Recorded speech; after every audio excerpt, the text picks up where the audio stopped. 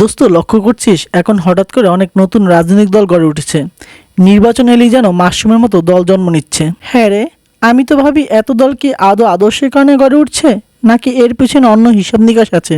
আমার তো মনে হয় রাজনৈতিক ফায়দা লুটার জন্যই অনেক দল বানাচ্ছে, বিশেষ করে স্বতন্ত্রভাবে বা জোটে গিয়ে তারা সুবিধা নিচ্ছে, হয়তো প্রার্থী হয়ে কিছু সুযোগ পাচ্ছে বা বড় দলে যোগ দিয়ে একটা দাম হাঁকাতে পারছে। একদম ঠিক বলেছিস।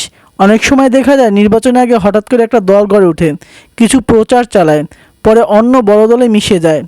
রাজনৈতিক ব্যবসা বলে মনে হয়। এতে কিন্তু রাজনৈতিক মূল উদ্দেশ্যটাই ক্ষতিগ্রস্ত হচ্ছে।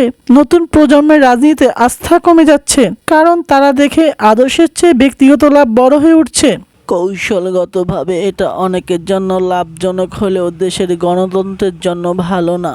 নির্বাচন যদি লাভের প্ল্যাটফর্মে পরিণত হয়, তাহলে তো রাজনীতি থেকে আদর্শ মূল্যবোধ সব হারিয়ে যাবে। হ্যাঁ, তাই আমাদের মতো তরুণদের উচিত সচেতন থাকা, কে আসলে আদর্শের রাজনীতি করছে আর কে শুধু সুযোগ নিতে এসেছে সেটা বোঝা। তুই কি ভাবিস এসব নতুন দলের মধ্যে কয়টা টিকে থাকবে নির্বাচনের পরে?